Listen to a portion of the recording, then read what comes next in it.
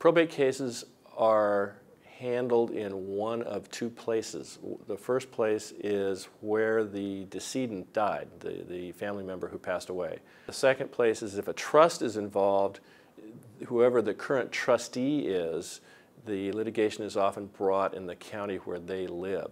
For example, if your mother died and she was a resident of San Francisco, but now that she's died, your brother is a trustee, but he lives in Los Angeles, the case would probably be brought in Los Angeles. It doesn't really matter where the heirs live, so I handle cases with heirs that live all over. Currently, I have a client in Hawaii whose brother lived in San Francisco and passed away.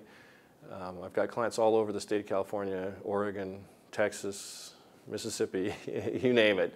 The common factor is that one of their family members lives here or lived here, and so the case is tried here.